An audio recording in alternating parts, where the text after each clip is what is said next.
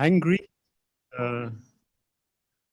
Everybody is jolly, so very welcome to Brussels to the Bay. I was kind of in the past, I used to say this is the 10th Brussels to the Bay, or the 12th or the 15th. I've just lost count. I have no idea how many we have done before, but we've done many. And so it's always nice to host these events. Many of you will remember why we're actually doing these events. It's actually to kind of explain like what we are doing and listen to what like people are doing over here, to see what we can learn from each other. Literally, or not literally, figuratively, to build bridges and to go away and know a little bit more about the issues than when you came in. So that's the plan for this afternoon. We're in the Irish Consulate General. If you hadn't noticed, the green colors they're not European colors. It would have been blue if it was like European space. And I think it's not the main reason, but it's certainly a reason why we are very happy to also co-organize this event with the Irish Digital Services Coordinator. And I'm going to kind of now butcher the Gaelic language, Coimisiún Meán. Is that so? Yeah, okay, good. Well, it's and also very honored to have you here, Meán Hotwell, right? Hotwell, the Online Safety Commissioner for Ireland, and no doubt she will bring a very national perspective into how we are implementing the Digital Services Act in Europe. This week is, of course, TrustCon week. Many of you're still wearing your badges of TrustCon, so very welcome here. We always use this opportunity to organize an event here. I think it was the 4th TrustCon conference. Trust and safety professionals are immensely important in making sure that what we see on the platforms, that it's safe, that there's transparency, there's responsibility, there's accountability. And we like to think that what we have put in place in Europe with the Digital Services Act actually helps the profession to kind of work towards a very high standard of safety and transparency. And so it's, I think, very important underpinning of the work you do, and also to help establish and develop an ecosystem around the internet platforms. Because when we were drafting the Digital Services Act, we never saw ourselves as civil servants, as governments, as being the sole entities that would not be responsible for ensuring the effectiveness of the act. We always saw it as a collective, as a multi-level activity, a multi-level kind of responsibility. And so we can't do it without you. You can't do it without the tech platforms, civil society, researchers, people who are developing audits and all of these things. So I think we're all in this together, also as us as individuals. There's also empowerment, of course, in the DSA through the notice and action. Maybe wanted to say a few words, not necessarily in this context, about the DSA, because and we never anticipated this when we were drafting the DSA, when we were negotiating the DSA, but because it's become a pretty hot button issue in a geopolitical context. And I just wanted to say a few words about that. One is of course, there's a lot of comments or insinuation that this is about censorship. It's not at all about censorship. I don't think I need to convince many of you, but it's a recurring theme, particularly in Washington, D.C. And we had the commissioner, or the executive vice president, here 6 weeks ago, Anna Virkkunen, and actually she had a very good line to explain that it wasn't about censorship at all. If anything, it was about the contrary of censorship. It also to protect our freedom of expression. And she used that as a statistic, that 99% of content that platforms remove from their interfaces, from their kind of their services, are removed under their own terms and conditions. And almost 1% of content that they remove comes from notice and action. And then also, of course, they need to give a statement of reason so that there's no over-removal. And 0.0001% is removed by platforms because they receive legal orders from the courts in Europe. And so that, if that kind of at least helps to put that challenge that the European Union Digital Services Act is censorship to bed, that would be a good thing. I think the other thing is that, like, you hear a lot also about the trade negotiations, etc. We don't believe this should be part of trade negotiations. This is about our values. This is about our fundamental rights. This is a measure that has been democratically decided and discussed at length in the European Union. So this is not something that we are going to be discussing with another country and how we are going to implement and enforce that. So that I want to also put to bed. So what I notice here often is that just in DSA is as soon as you start to unpack the DSA, when you start talking about actually what you are trying to achieve, people start to say, oh yeah, but that makes sense. Actually, yeah, I actually quite agree with that. So if we say this is about making sure that there's no terrorist content or incitement to violence or hatred or child sex abuse material, harassment, I mean, protection of minors we will talk about, we want to protect our minors. People say here, yeah, well, I mean, that makes a lot of sense. So one of the things we're trying to do is to be much more like operation about the DSA, not to talk about the DSA in abstract terms, but basically what we are trying to achieve with the DSA. And of course, also, again, the protection of the freedom of expression. This is absolutely, when we were drafting the DSA, this was on the forefront of our mind, that this was not like our platforms can just remove content and not be held accountable for the removal of the content. So we have the database of statement of reasons. I mean, Julia knows maybe how many, there's millions of like statements of reasons that platforms will have to give when they remove content, that they will have to inform the person that posted the content in the first place that the content has been removed. And then there are also dispute settlement procedures. So the idea that somehow this is all about removal is also a false statement. It's very much also about making sure that there's no over-removal, that people can express their content, of course, within the confines of the law. And when it's illegal content, that's not defined in the Digital Services Act. It's defined in other pieces of European or national law.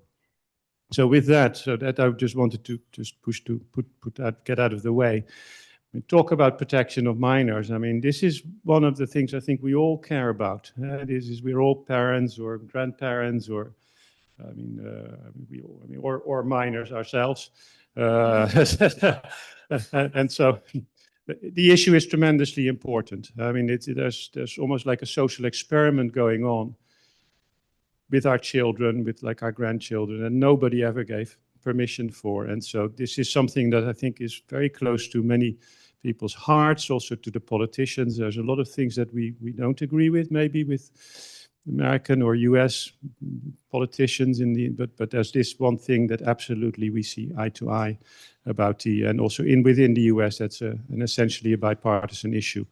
There's been some important recent developments also here in the US and federal level and at state level. I think we will hear about those in the European Union as well. It's a priority under the Digital Services Act. We had guidelines that were like issued last week by the European Commission following a very kind of wide public consultation. We wanted to tap into the tremendous expertise that's around both in Europe and here. We organized many workshops here to kind of listen to like what are the best practices, and so we tried to put them together in a catalog in these guidelines. We are making some progress also on age verification.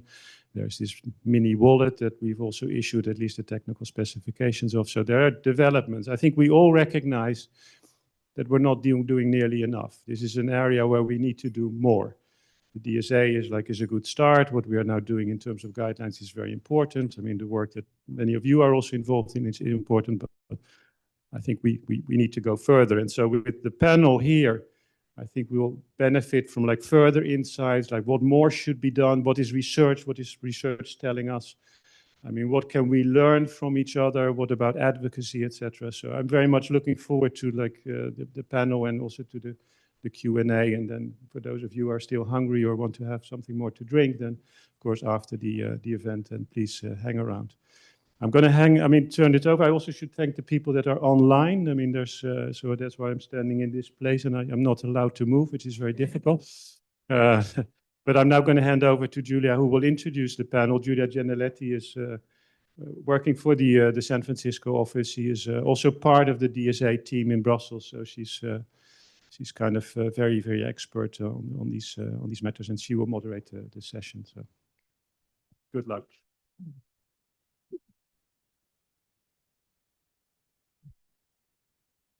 Thank you, Gerard, and thank you everybody for being here. So nice to see a full room. I know most of you must be exhausted from 2 days of TrustCon, so we'll try to keep it snappy and try to keep it interesting for you all. You're more than welcome to keep engaging with us even afterwards. I did want to take maybe 5 minutes of this time tonight just to give a bit of a framing discussion around the guidelines that Gerard mentioned. It was very timely that they were published last week, so just want to give a bit of a framework as to what we will discuss with this great panelists that we will soon turn into.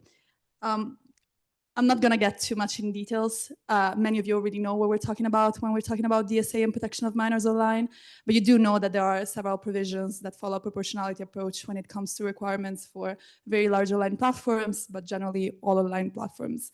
Protection of minors is at the core of both of this. The rights of the child are at the core of all of this.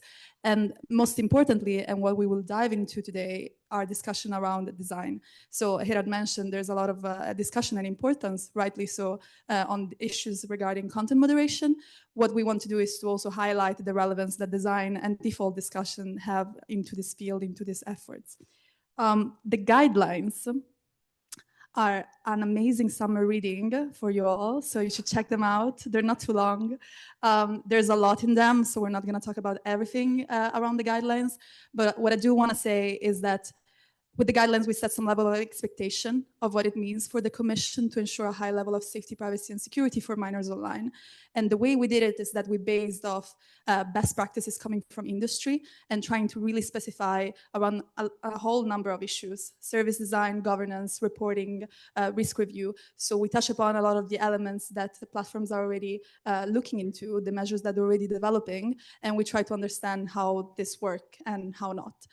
Proportionality and appropriateness are at the core of the guidelines. Safety by design and privacy by design are at the core of the guidelines. So check them out. I could spend 3 hours solely talking about this, so I'm not going to do that. And just wanted to give you another snapshot of what's in the guidelines when it comes to design and defaults.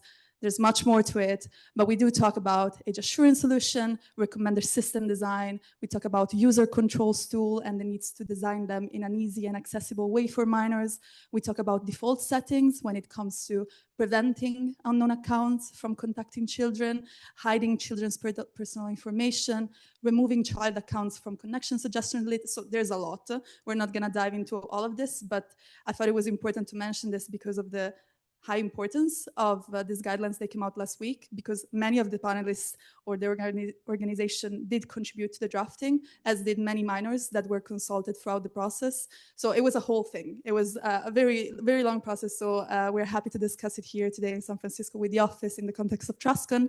And with this, I'm going to stop talking and dive into the discussion with our panelists. And I'm going to let you guys introduce yourself because you're way better suited than I am to do so. So maybe, Ravi, you can start. Sure. My name is Ravi Iyer. I am the managing director of the USC Marshall School Neely Center. Before that, I actually worked at Meta for about 5 years on some of the same issues that we're going to talk about today. I'm Niamh Hodnett. I'm Ireland's Online Safety Commissioner at Coimisiún Meán, which is Ireland's media regulator, and we're a Digital Services Coordinator in Ireland. So we work very closely with the European Commission, hand in glove, particularly in relation to the large platforms that have their EU headquarters in Ireland. I'll hand over to Noah. Hey everyone, I'm Noah Bialas. I lead the regulatory team at Roblox. Before Roblox, I co-chaired the digital safety practice at Perkins Coie, a law firm here in the US. And before that, I was director of the safety and content legal team at Twitter.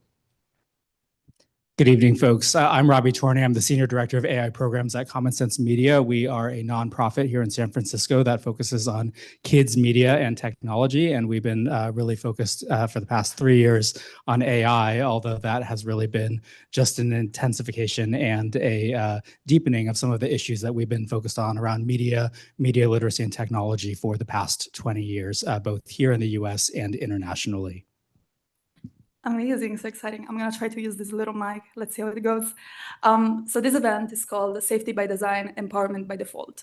Let's start there. You all represent different organizations, so it would be great if you all could chime in by explaining to the crowd what does this mean to you, what does come to mind when these terms are being popped in this discussion, and how does your organization embed these principles in your day-to-day work around the child safety? I'll start and I'll pass the mic down if that's okay. So at Common Sense Media, just very briefly, I think we root a lot of our work in research and in child development. That is the root of the work that we do. So safety by design means that children's development and their developmental characteristics and needs are considered when products are designed and put in front of them. And I think in the context of products like social AI companions, for example, which I think I'll be speaking about a lot this evening, that means considering whether technologies like that are appropriate for children at all. We just released research last week, for example, that showed that here in the United States, in a nationally representative survey, 3 out of 4 teenagers have used social AI companions, and 50% of teens qualify as regular users of social AI companions. And that's pretty staggering for a technology that's less than 3 years old at this point in time. 1 in 3 teens report that they find their interactions with companions as satisfying or more satisfying than their interactions with real friends. 1 in 3 teens say that they would rather confide in an AI companion than a real peer. And when we have technologies like this, the word that comes to mind that Gerard used in his introduction was social experiment. So thinking about developmental characteristics, I think, is one piece that plays out there. And then in terms of development, empowerment by default, just really thinking about tools that can help kids grow and thrive. We see the potential of AI and other technologies to support kids learning to support their social development, but there are classes and applications of these technologies that are not a good fit for kids. Great, thanks so much. So just to take a step back, just in case folks aren't aware, so Roblox is a free-to-use immersive platform where users, developers create virtual worlds. And users can play, connect within those virtual worlds. And so Roblox, unlike many platforms, was actually designed with kids in mind. And so I think that foundational aspect of our history, I think, plays out to the present day. We've always centered safety and safety by design concepts in everything we do. At Roblox, we were the only company, I believe, maybe if not the only one, then one of the only companies to publicly endorse the age-appropriate design code. And so the way this plays out in practice, right, is we have safety deeply embedded into the company. We have a dedicated product safety org with a chief safety officer. So whenever product ideation is happening, there are always safety dimensions to the conversation happening. There are also formalized review processes, by design assessments that policy teams, legal teams, InfoSec teams, and others are able to weigh in on to ensure that whatever risk vectors are identified, whether they're conduct risks, content risks, and that they're appropriately mitigated with appropriate controls. I will say that we've also found great utility in our external consultations, right? So we have recently stood up a teen council to advise us on the development of teen-specific wellness tools and to weigh in on the types of products we're developing to ensure that they're responsive to their particular concerns. We also engage with parental advocacy groups, civil society organizations, regulators when we get the opportunity, and others to make sure we're sort of learning from a plurality of folks about how we should be developing our products with safety in mind. And so for us, I'll start with empowerment by default. It was very important for us to hear directly from children and young people. So we established a youth advisory committee and we consulted on them in relation to all of our work. Similarly, we consulted with platforms, NGO stakeholders, because I think online safety is very much a whole of society approach, and not one of us can solve this alone. We all work together, whether it's trust and safety professionals, whether it's regulators, whether it's the platforms, whether it's government policy and other agencies and other EU member states and wider as well. So, I suppose the internet has no borders. That sounds trite, but for that reason, we have to coordinate globally as well. And we're part of the Global Online Safety Safety Regulators Network, and we do that too. So in terms of empowerment for children, they enjoy so much of their life online, the digital natives. And so it's very important for us that they could continue to do that, that they could find their tribe, they could avail of all the educative tools that are available online, and that they could be entertained on platforms and otherwise, but that it was done in an age-appropriate and child-centered way. And that's where our regulatory impact comes into being. So for us with Safety by Design, it was very important for us. We have 3 tools in our regulatory toolkit. One is our online safety code that came into full effect yesterday, that we adopted under the Audiovisual Media Services Directive. The second is the Digital Services Act, where we work closely together with the European Commission. It's a huge focus on protection of minors under Article 28 and the guidelines that Yulia has outlined. And then the third tool in our toolkit is terrorist content online regulation. So there we'd be concerned about extremism and how to protect minors in that space. The approach with all 3 is very much Safety by Design, that if we can't really bolt it on after the fact, that it has to be really done up front. And I think that very much comes through, particularly in Article 28 of the DSA guidelines, where we work hand in glove with the European Commission. We were part of the working group at the Digital Services Board that was involved in developing and feeding into the European Commission on the guidelines, because we see it so important that they would be consistently applied across the EU for services that are being provided within the EU. And things that we're really excited about from the guidelines are addressing toxic feeds. So how can we make things safer for children, in particular addressing any toxic aspects of algorithms or recommender systems. Another area of concern for us was grooming. How to protect children in terms of being contacted, unwanted contact for strangers. Also cyberbullying, another area of focus for us. So how it's important that a child should be able to mute those that they don't hear from, particularly in relation to cyberbullying. But there's also content issues as well. So things like promoting eating or feeding disorders, promoting self-harm, suicide, promoting dangerous challenges. And then what you spoke of earlier, incitement to hatred and violence, child sex abuse material, that type of content as well is harmful to children. So Safety by Design, that type of content needs to be restricted in relation to an age-appropriate space for children.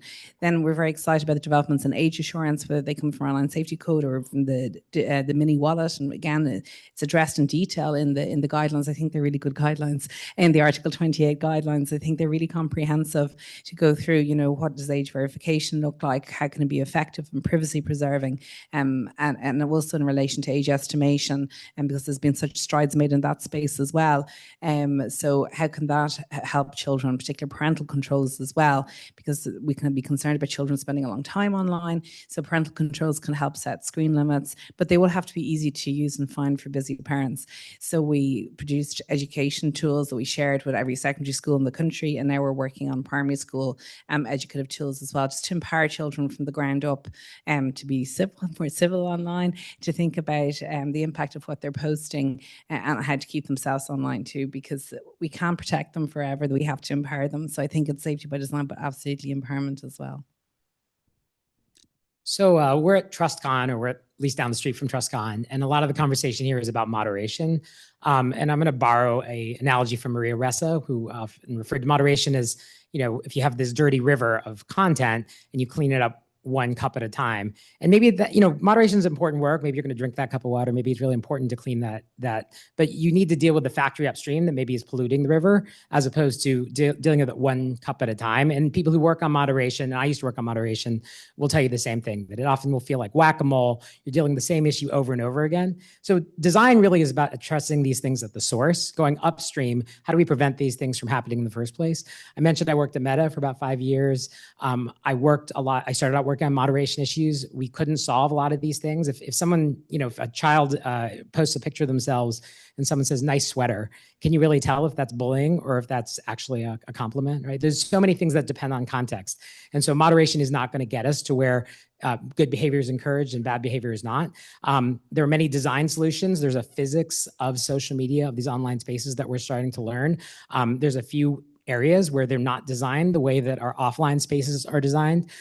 They allow tiny groups of people to manipulate others, to contact our kids, at scale in ways that are impossible offline. Oftentimes the algorithms push people to do things that they wouldn't want to do, right? We've all probably used our phone more than we want to, kids also say they've used their phone more than they want to. Kids also say that they post things that they wouldn't necessarily post, but that's the way they get the most likes, the most attention, right? So there's a lot of ways these algorithms push us to do things that we don't want to do, and they enable small groups of people to be hyperactive and manipulate others. And these are ways we can address the design of these systems, go upstream rather than trying to moderate over and over again and wondering why there's an endless stream of content to deal with. Thank you so much. This was already a great overview. We touched upon a lot of issues that regard the discussion around design and defaults. So perhaps let's try and dive a bit deeper into your relevant and respective work. So Robbie, I'm going to go back to you when it comes to the work that Common Sense Media has been doing.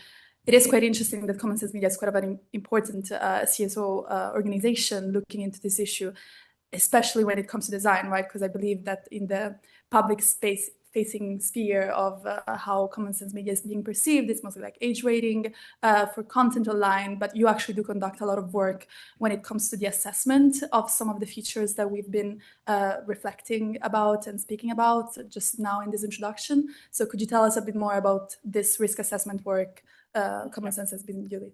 Yeah, so Common Sense Media is best known in the United States and perhaps globally for rating content, whether that's games like Roblox or streaming platforms for age appropriateness. And that's giving advice to parents and saying, hey, this piece of content is appropriate for 14-year-olds and it has a lot of violence, or it has this type of scary content in it. So you can make decisions that empower parents and kids to consume media in ways that are a good fit for their families. And that actually has a lot of really interesting applications to the AI era, which I will hopefully loop back to if I remember to a little bit later on this evening.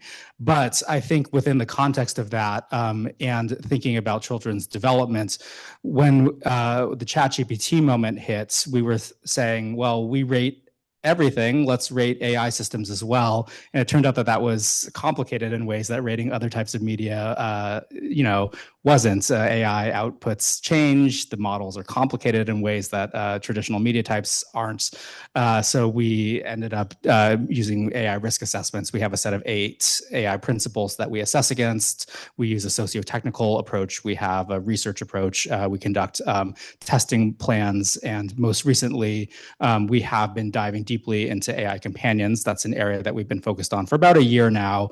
And I think that we were working on that prior to AI companions really hitting the zeitgeist. We were hearing a lot of reports of teens being, addicted to AI companions. I'll use that term sort of in the colloquial sense. We were also hearing a lot of anecdotal reports of harm. And I think a lot of that came, of course, to a head when, in the public consciousness, when Sewell Setzer III, the reports of his suicide came to the public consciousness as a result of his interaction with a character AI chatbot.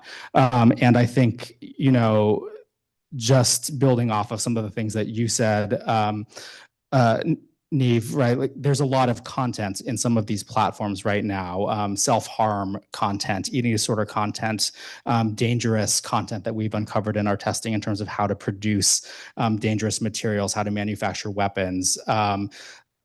I think if I were going to top line some of the work that we've, to summarize some of the testing results that we found from our risk assessments at this point in time, it would be that many of these systems aren't designed to actually be friends. They're designed to tell users what they want to hear. They're designed to maximize time on platform, and that can have really devastating effects for young and developing people. And that's why we've rated these as unacceptably risky for users under 18 and have said that we do not believe that they should be used by minors at this point in time, and are pursuing legislation here in California and in New York and in other places to make sure that that doesn't happen. I think, Ravi, just also to build off of your point, like upstream, it's not fair for parents to be playing whack-a-mole to try to figure out which apps they should be looking out for next. The Andreessen Horowitz inventory of the most popular Gen AI apps shows that social AI companions are in the top 20% most popular apps right now. Their engagement metrics are way off the charts compared to other Gen AI applications. So the onus shouldn't be on parents to have to set up parental controls or to understand what's on their kids' devices. When we see applications like this is a place to have a systemic solution that makes it easier for parents and kids to navigate the space and understand the risk profile. And I think, Julia, that's why we have risk assessments to understand applications of AI as they affect kids broadly, so that we can understand both the good and the challenging applications, and to be able to interface with AI responsibly and think about legislation accordingly. Thank you, Robbie. Perhaps Noah, you could add on to that a bit and tell us about your assessment coming from Roblox, the type of analysis internally that you've been conducting as to understand what is working, what is not. You have announced new measures. It would be great to hear more about that, especially building on top of the research you've conducted internally. Sure. So I think at a high level, the way we think about our approach to safety is that it's a layered and risk-based approach. So the intent, right, is to try to ensure that the baseline service, the service available to all, is as safe as possible, right? So that is this sort of baseline that's built off of robust community standards and that we have in place. I think some of the more impactful work that we've done is around sort of how we moderate on the basis of those standards. So we're quite proud of our proactive moderation tools. We have, on an average day, we have 6 billion text messages going back and forth across the world. We have real-time monitoring of all up until last week, all of those text messages, and I'll talk more about what changed last week. But you can imagine sort of the amount of policy violations that we're able to detect with really finely tuned models running across those text messages. Similarly, we also have we've developed an open source voice safety classifier that's open source through Roost. That classifier is running on all of our voice chat, all of our voice communications, sending nudges, sending notifications, suspending users where appropriate on the basis of that monitoring. And so, you know, that is really an important layer in our sort of baseline service that we offer to all to try to keep folks safe. I think on top of that, there's an approach where we have a risk-based and tiered service where when we make restricted features available, we try to ensure that they are gated and sort of gated behind age-appropriate age assurance technology or age verification to ensure that they're restricted to only the cohort that should be using that type of feature, right? So anyone who comes onto Roblox can use certain elements of the service, but if you want to use something like unfiltered chat, which is what we announced last week, or voice chat, you now need to go through an age estimation technology to ensure that you are actually above the age of 13. Similarly, for more mature themes on our platform, we have those in a restricted content setting, and those are behind an ID verified age gate as well. So there's a tiering element to what we do that actually, in our view, is sort of philosophically aligned with where the DSA guidelines are, in that they are risk-based, they attempt to be proportionate, and they attempt to ensure that we are not unnecessarily burdening users who are not interested in those more restricted features by introducing sort of unnecessary biometric collection at sign-up, for example. I think beyond that, another sort of element, so that is on the design side, right? We have a number of sort of tiered layers of protection on the design side. I think we also, you know, we do also adhere to the user empowerment sort of philosophy as well. We've recently rolled out a number of parental controls for parents who would like to link to their child's account. They can control things as varied as chat settings, sort of what type of chat can kids engage in, the content that's available to their children, what maturity level they feel is appropriate for their kids. That's available in a parental control. Things like spend limits, screen time limits, a whole host of controls are now available to parents. We also recognize that kids, as they age into the teen cohort, some of this should be a focus on their empowerment as well, not just on parental empowerment. So we recently launched things like screen time insights and spend limits for teens themselves, so that they can sort of learn about sort of how to be responsible on the platform and can feel empowered with tools that allow them to do so. So those are some of the ways that we approach safety by design and empowerment. Happy to dig in further, but I'll pass it on for now. Thank you very much, Noah. It's quite of an important topic, and I did wanted to comment a bit on that because when it comes to content moderation policies, as we've been discussing, this has been kind of the first step that platforms have normally been taking into looking at risks online, both prevention and mitigation. There are, of course, many gray areas when it comes to applying policies. I mean, the trust and safety professional in the team in here will know it better than I do. But what does come to mind, of course, is that when it comes to discussions around design, looking into what type of parameters are good parameters to prioritize for recommender systems, what type of metrics are good metrics to put in place to assess how an online interface should look like, how some users' control should be accessible or not. So it's quite of a self-pain inflicting questions that I'm about to ask Niamh around how are you looking into the implementation of some of the measures that touch upon these issues in the guidelines coming from the Irish Digital Services Coordinator. Thanks to you. That's a tricky question, but I'm joined here by some of my colleagues from Coimisiún Meán, and one of them, Rusana, is in our supervision team. So we have a supervision team in Coimisiún Meán, and we take a supervisory-led approach. So the supervision team would meet with the various different platforms that we regulate. They meet with them regularly, and there's standard engagement in place, and they would be supervising them in relation to the Digital Services Act, including Article 28 and now the guidelines since the 14th of July, in relation to the Online Safety Code, and also in relation to terrorist content online for those that are regulated under that as well. Those meetings would happen on a regular basis. There would also be requests for information sent to platforms where we need further information in relation to their compliance, and that would be escalated then, if necessary, to formal statutory powers. But we very much take a supervisory-led approach, a risk-based approach. So different platforms will have different risk profiles, and depending on the user base as well, that can be linked to the risk base of a particular platform. So it goes back to the proportionate response that we were talking about as well, that very much is underpinned in Article 28 as well and in the guidelines. We work very closely, of course, with the European Commission. There are certain provisions under the Digital Services Act where the Commission is the lead regulator in relation to the large platforms, things like the risk assessments, the mitigation of risks, ensuring that there's an alternative recommender system other than one based on profiling. And we actually are supporting the European Commission on a number of investigations as well.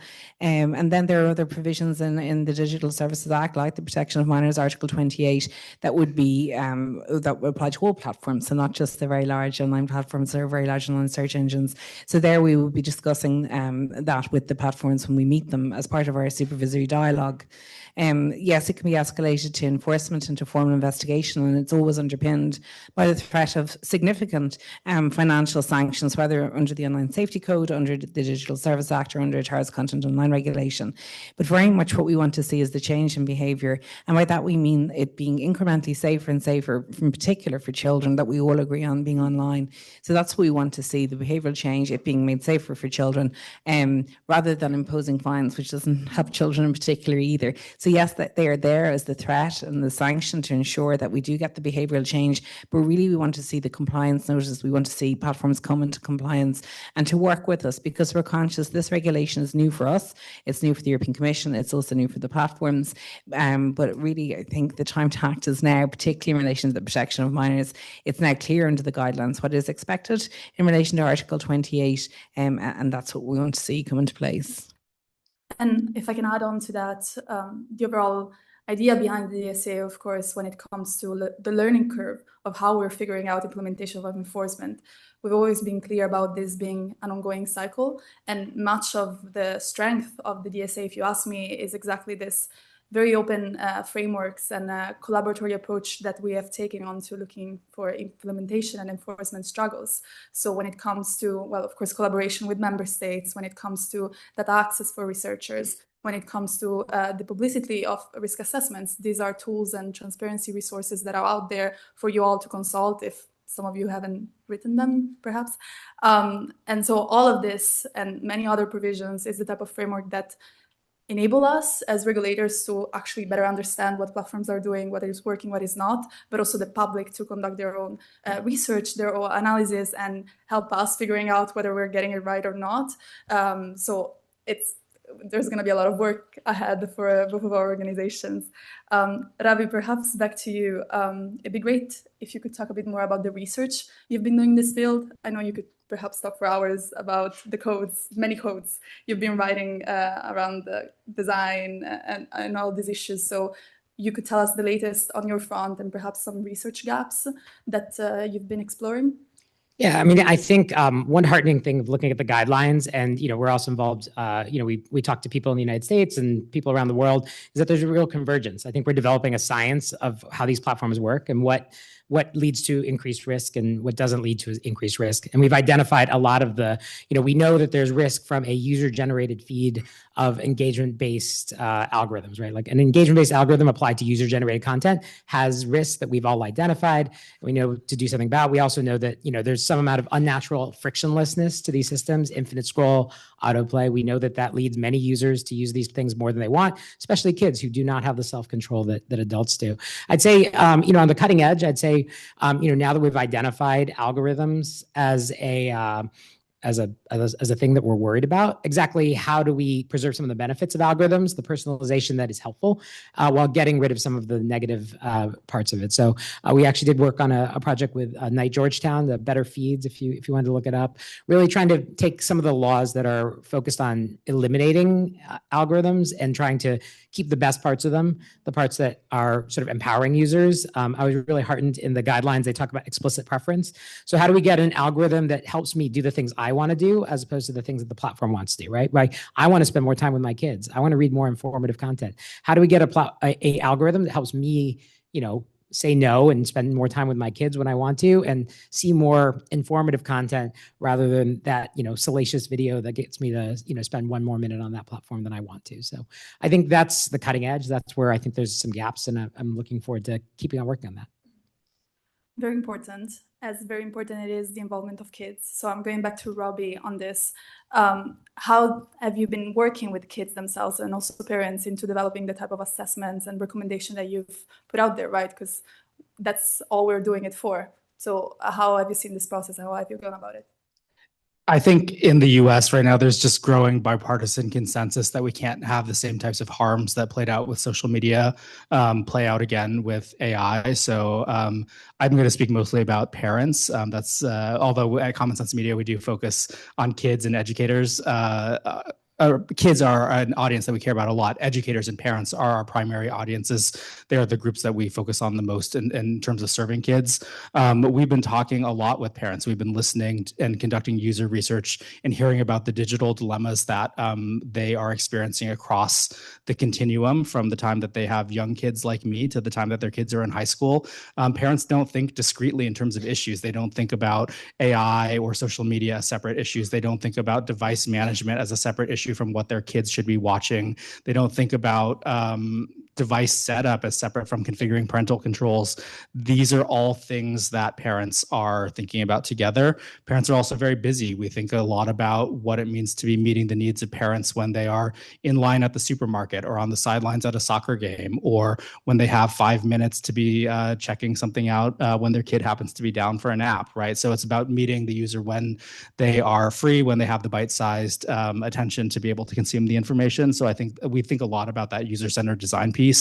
That said, parents are frustrated. We've seen a lot of calls for doing something different. I think that there is a recognition that the way that we have been letting tech drive the narrative that regulation is okay when it comes to seatbelts, it's okay when it comes to alcohol, it's okay when it comes to cigarettes, but it's not okay when it comes to online platforms. That is, I think, hopefully changing for the better right now. Ravi, I think, unfortunately, we are some of the people that are trying to make sure that addictive design and algorithms is just not a thing. I love the idea of these better feeds, but in the interim, we have been pushing to get addictive design out of feeds. SB 976 in California and New York SAFE Act, both of which are being challenged in the Ninth Circuit right now on First Amendment grounds. Those are examples of the type of legislation in the United States States that would limit these addictive feeds for kids, that would allow kids to have chronological feeds instead of algorithmically driven feeds. And these are things that our parent coalitions have been really pushing for and have been very supportive of, as a couple of examples. Thank you. I'm going to ask the same questions to Noah when it comes to your internal testing, because of course it eventually also boils down to the platforms to test what mitigation measure is working, what feature is working or not. How do you involve parents, educators, and kids in your own internal testing and the deployment of new features? I don't know if you want to talk specifically about the recent ones or more generally your internal processes to go about this.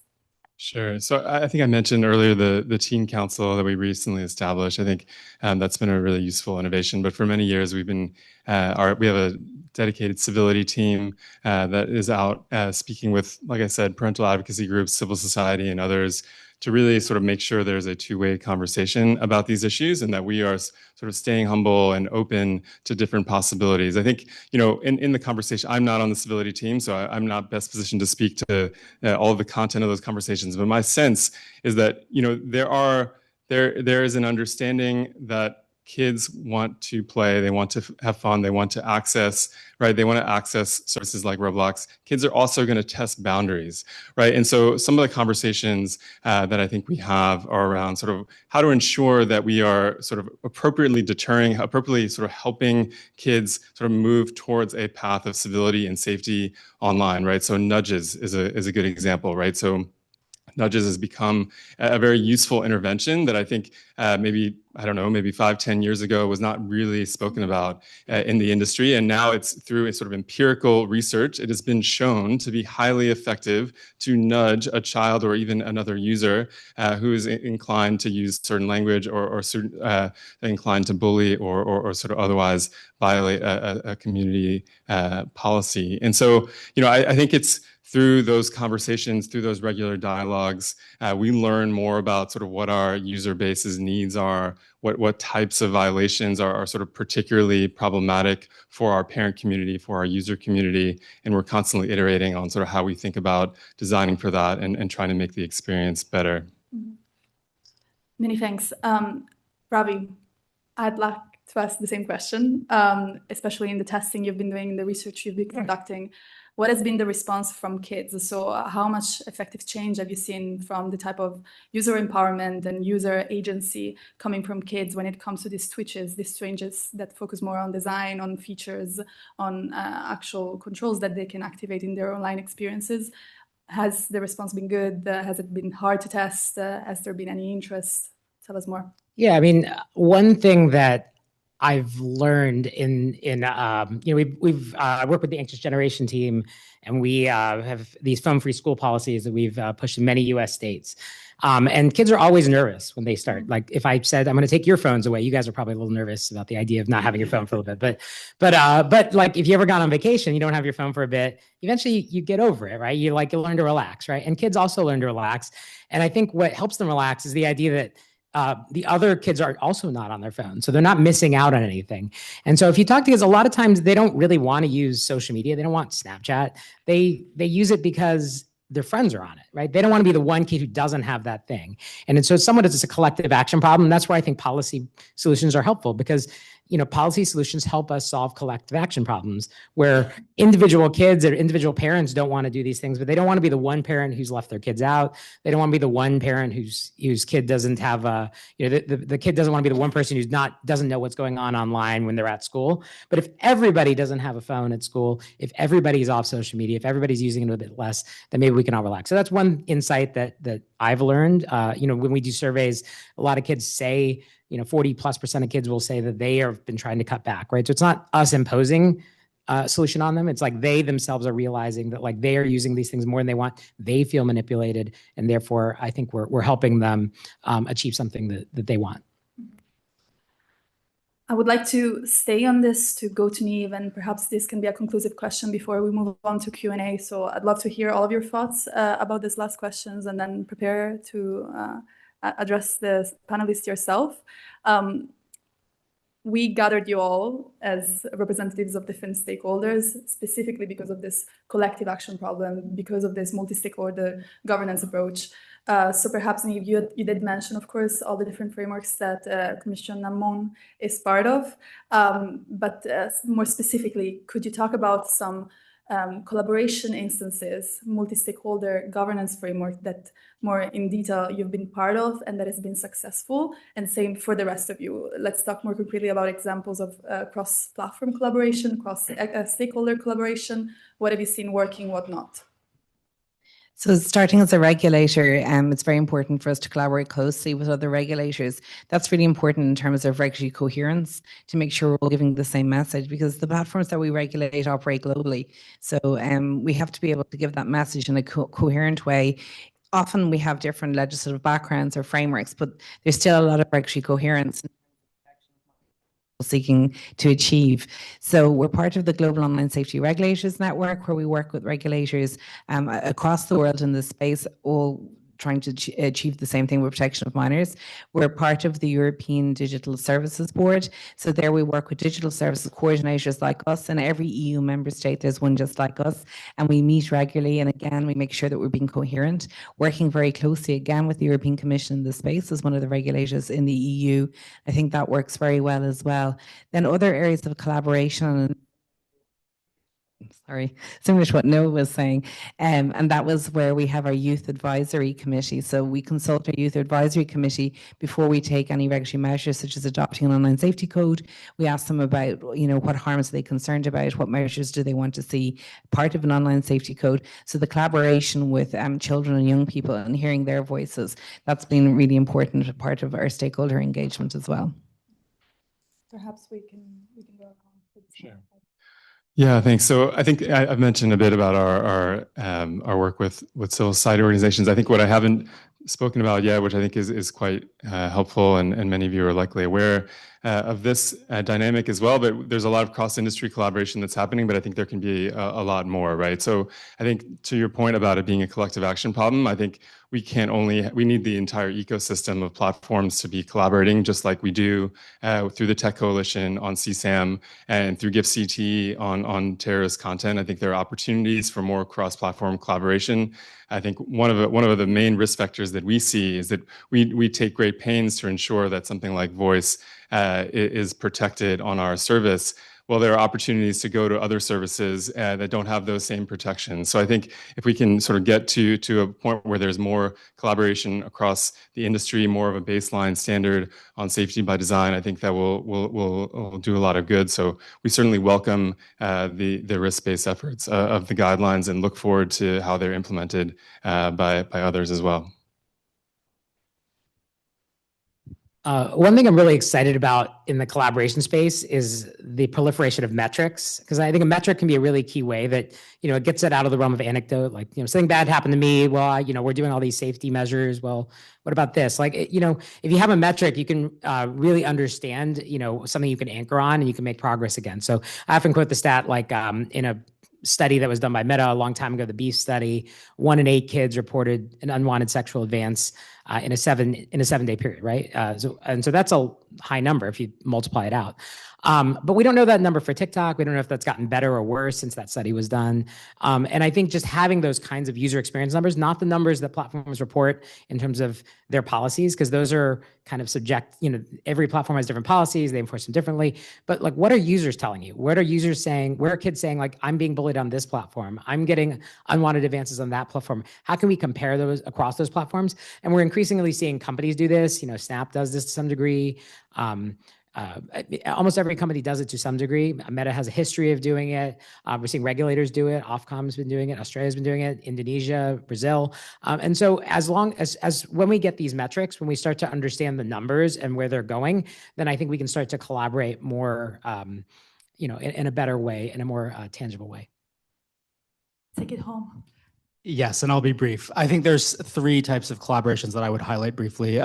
First, collaborations with academia. We have had a very fruitful collaboration with Stanford Medicine, for example. The expertise of child psychologists working alongside our expertise has been invaluable in helping think about like what the impact on young people and experiencing mental health challenges can be, and the solutions that need to be played out in design. Second is thinking about families that have been directly impacted by AI companion harms. So sitting across the table from families that have lost children or had children who have been harmed by AI companions has been very powerful from an advocacy perspective. Yes, metrics matter, but the stories matter too. And that has been very impactful. We need both, I think. And then I think third, I think this gets a little bit to our historic expertise with media rating, and I think it gets a little bit out of some of the historic sort of trust and safety expertise of some of the tech companies. This is TrustCon week, right? I think a lot of the big tech companies have a lot of expertise thinking about CSAM and non-consensual intimate imagery. But if you think about a language model, what should it tell a child about puberty? Or if a child is grappling with their identity and they're 15 years old, what should it tell them about their identity? And there's a lot of sensitive content questions where there are questions about, should the model respond? Should it direct them to a trusted resource? Should it direct them to a trusted adult? Should it evaluate whether there's a risk to the child? Is there a duty of care that's implicated? And I think that gets back to our historic expertise in media and content rating and thinking about sensitive content evaluation. It's an area that I'm really excited about, and we've had some very fruitful collaborations with some of the large frontier labs to think about their content policies and to do prompt vulnerability testing and policy evaluations to determine the effectiveness of their models for under 13 and under 18 user profiles. It's an area where I think a lot more work is done, as we know that so many kids are on these platforms. Our research shows that 70% of teens are on language models, without age assurance, so it's an area that more work is going to need to be done in, because teens are on these platforms whether or not they are allowed to be. Super. Many thanks, everybody. We're opening it up for some questions. If you want to raise your hand, we can bring the mic to you, one of the two, so use it kindly. My bad.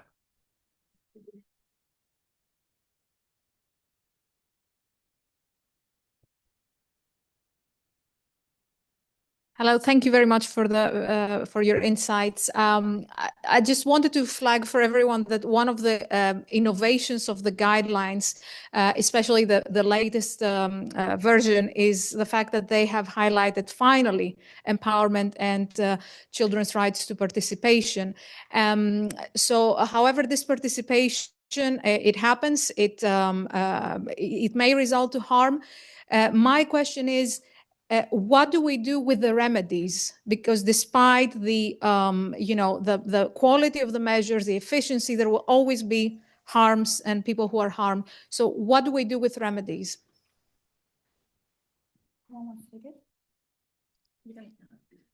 So bad things are always going to happen online. The goal is not for nothing bad to happen. The question is, why do more bad things happen online than offline? Like, why I doubt 1 in 8 kids every 7 days gets this unwanted sexual advance offline. And so online, so I think when you go into the design space, I think you can actually empower users to have the experiences that they want. So I think that's like a start of it. And then I think the other thing we often work on is not just not necessarily excluding kids from these spaces, but allowing offline access, logged out access. So if a kid wants to access YouTube in some of these jurisdictions that are thinking about social media restrictions, they can still access the content there, but they just can't create an account. And I think that allows a balance between not allowing some of these addictive feeds and addictive interfaces, but also allowing people to still access the content that they're interested in. I was going to add that the guidelines and the DSA, it does deal with notice and action mechanisms, it does deal with complaints, it does deal with out of court dispute settlements as well. And throughout the guidelines and the DSA, it says these have to be easy to use, easy to find. Things have to be explained transparently in a way a child can understand. So if when one of the campaigns we ran in Ireland was to inform children in schools about their rights, so that they have a right to, because a lot of kids think, well, what's the point of reporting anything? It never gets taken down. So it was to, to explain that to them, to inform them this is one of your rights that you can enforce now under the Digital Services Act. And that's a really important message to get across to children, that they do have rights, that they can enforce them, and they have a right to flag or raise an issue with content that's illegal or otherwise, or against a platform's terms and conditions, and to expect to get a decision in relation to that. They have a right then to raise an internal appeal. They have a right to an out-of-court dispute settlement as well. So they do have rights now, and that they have to be explained in a transparent way that it's easy to use and easy to find for children, for parents as well.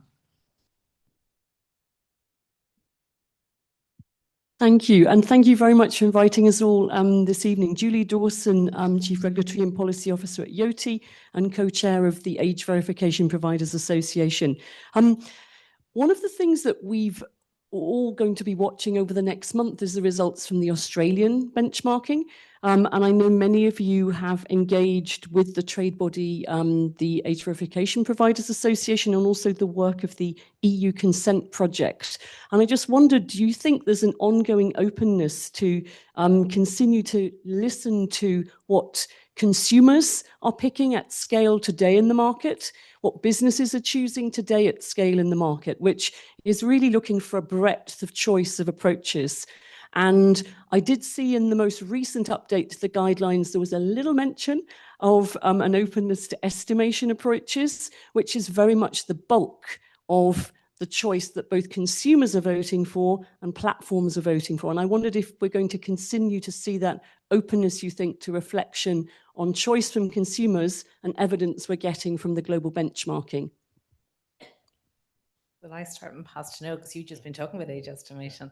I think, Julie, absolutely. There are traditional methods of age verification with hard IDs, etc. But there's been so much movement in the space of age estimation in terms of accuracy and robustness as well. And there is that reference to it in the guidelines too. In our own Irish Online Safety Code, again, we haven't mandated whether it's age verification or age estimation, just that it be effective with self-declaration alone. So, and that's echoed in the guidelines too. So a mere self-declaration alone, I am over 18 or just entering a date of birth, that's obviously not an effective form of age assurance. But age estimation, age verification, they are all forms of age assurance. And I might hand over to Noah, because you've been just launching your age estimation. Yeah, thank you for the question. Yeah, look, I think certainly on our end, there's openness to that. We've just launched an age estimation tool, as I mentioned. I think, as the industry and as regulators coalesce around the sort of preferred approach, I think our vantage point on this is that we want the default approach to continue to be risk-based, and to ensure that we're not overly restricting access to services, to vulnerable groups, others who may not feel comfortable engaging with age assurance technology in the way that others do. And so it's something that we keep in mind at Roblox. We offer an alternative to the age estimation technology if that's not the preferred path for folks. And so it's certainly consistent with the way we're thinking about the issue.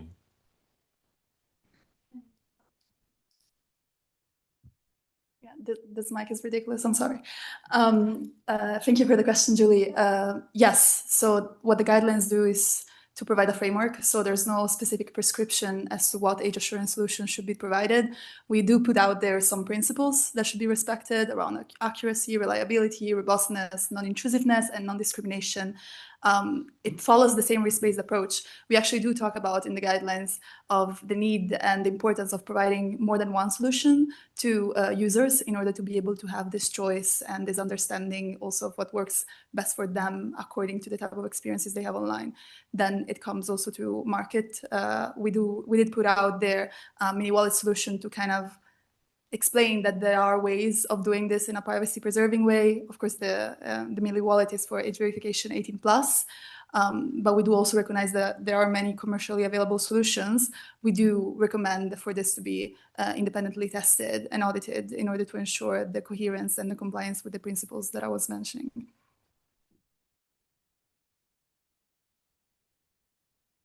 Hi, my name is also Julie. I'm Julie Hawk with an organization called Build Up. I'm following up on, Julia, your point about the opportunity for public research to kind of help along the learning curve of implementation and execution, and also towards Ravi's point about metrics. I'm wondering what it could or what it should look like for platforms to open up opportunities for research when it seems at the time that that's closing more and more down. Do you imagine that changing in the near future, and just what should that look like? Thanks. Yes. I'll start Article 40 and then hand over to Julia. So yes, Article 40 of the Digital Services Act allows vetted researchers to get access to data. There's now been an implementing act in relation to that, and we expect all of that to come online by the end of the year. So I think that will really open up the ability to get access to data and metrics that Ravi was talking about as well. We'll be dealing with vetted researcher data access requests at Coimisiún Meán for those platforms that have their EU headquarters in Ireland. There will be other digital service coordinators dealing with across the EU, depending on where a particular platform has their EU headquarters as well. But I think that is going to be a very interesting area. I do think there'll be pushback as well, though, in terms of the type of data, in terms of commercial data, in terms of business secrets, in terms of privacy, though all of that DPIA will have to be gone through. So I think there's going to be, I think it's not going to, I suppose, be a panacea in this space, but I think it's going to be very interesting to get access to data, to allow, yes, the stories are important and they always really grab me, but you're right, it's the data and the metrics too that we have to be all underpinned by as well. Do you want to add something? Oh, sure. I mean, I'll just say what it should look like. And from my time of it, I'd say like three things that I think were most useful metrics wise. One is experiment data. So like, what are platforms causing? Platforms do experiments all the time. The more you can get access to those experiments, and like, you know, if they have infinite scroll or don't have infinite scroll, what does that do to the top 1% of users? Do they go from, I don't know, an ungodly amount of hours to a slightly less ungodly number of hours? The second one would be user experience metrics. You don't actually need to wait for platforms to get those metrics. You can just ask a random sample of users, where have you been bullied? Where have you gotten M1 in advance? And then the third thing I'd ask would be they used to have CrowdTangle, a random sample of content. So like, what is the most popular content on a platform? Because I think that tells you a lot about the incentives they're setting. If the most popular content on a platform is awful, then probably they're setting awful incentives. Just to add on to what Niamh was saying, the framework by Article 40 talks about public data and private data. So this is paragraph 4 and paragraph 12, if you're interested. On paragraph 12, this has already been in place since the DSA has been I've lost you, I don't know where you are. Since the DSA has been in place.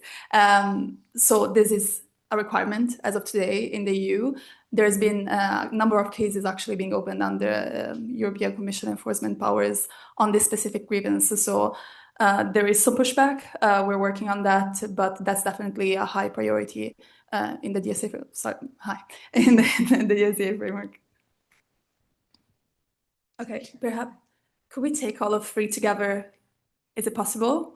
And then we just like try to wrap it up. Sure. Yeah. I work at Prune and we build tools that help law enforcement and litigators get illegal content offline.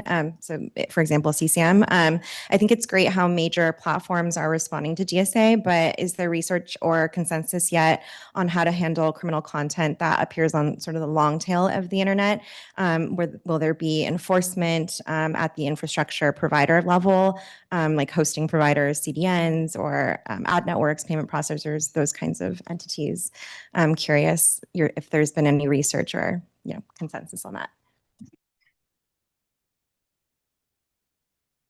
Thanks. Ian Corby. A Mississippi bill has just come back into force requiring parental consent for children under 18 to have a social media account. Do you think we'll ever be able to have a coherent transatlantic regulatory structure when there's such a strong commitment to parents' rights in the US and to children's rights in Europe? Hi, okay, mine is much more technical. When you look at the 28 guidelines, there's this long, speak about safety by design and empowerment by default, there's this long list of measures that, oh, this should be the default settings for a kid. One of them, for example, is you should disable screenshots. And so my question is, does that mean if I have that functionality, it should be on for kids or people that I know or think or estimate are kids? Or does it mean the EU Commission wants me to implement that into my product even if I don't have it in there right now? And kind of by extension, I'm wondering how that would look in Roblox. If I walk through Roblox and I take a screenshot, is there like, this is blurred out and that's blurred out because that's content that minors have created and this is visible because an adult did it? Yeah, thanks. Perhaps I'll just take this one and pass it over to you. But the overall framework of the DSA guidelines is, again, risk-based. It's based on proportionality and appropriateness measures. So not everything that we list in the guidelines will apply to all platforms out there. It eventually is on the platform shoulders to understand what can work best for them or not. I hope that answers it. Yes. Yeah, I can jump in on just to say, I mean, certainly the fragmentation concern is real, and I think it poses a lot of challenges. I think, you know, there's a recent announcement of an international standard in the space. I think that's a step in the right direction, but, you know, my background is as an international lawyer, and I think the more international standardization there can be in this space, the better. And so that's certainly a welcome comment. I think on the practical implications of some of these requirements, I think it's a real concern. But I think in that vein, we do welcome the dialogue-based approach that Niamh has pointed out, because I think there are, you know, at times there are regulations that are written with a particular type of platform in mind and a certain type of functionality in mind. And so being able to have that conversation directly with regulators to sort of explain how it may manifest differently on a Roblox or a different type of service is an important component of the regulatory framework. I mean, I'll answer Ian's question as well, in the sense that it may seem like there are differences because you brought up the differences between regulatory policies, but there's actually a lot that's the same too. And so if you read the age-appropriate design code that passed in Nebraska and Vermont recently, and you read the DSA guidelines, they actually rhyme. They identify very similar things that don't empower kids. And so I think the thing that we all agree on is that kids should have the experience they want, and they don't want unwanted advances from strangers. They don't want algorithms that keep them on longer than they want to, just like we don't, like adults don't want that either, right? So I think there's a lot that we can agree on, and you know, yes, there are differences, but I think I'm heartened by the fact that a lot of these laws do rhyme. We are starting to get to a science of what these products are causing or not causing, and I think we're seeing regulatory coherence converge, actually. And I want to follow up on the CSAM query. My colleague, who's sitting directly behind you, is one of the policy directors who's focused illegal harms, including, and in particular, the apex of harms like terrorism and child sex abuse material. Yes, we've been talking to date, I suppose, maybe about the larger platforms, but child sex abuse material is illegal content, so it applies to all platforms, even the smaller platforms. And we have a supervisor director who focuses on what we call the below threshold platforms, or some of the smaller platforms as well. But very much, yeah, we were at the IWF, the Internet Watch Foundation, launch of their very chilling report yesterday evening as well, that it really is the apex harm that we all have to keep talking about, and that really needs to be addressed online. Robbie, do you want to add something? No, good, thank you. All right. Maybe I'll just say bye. Well, thank you so much, everybody, for coming. Thank you to our panelists for this great discussion. We can keep it going. We have some drinks, some food, so stick around, and see you at the next Brussels to the Bay.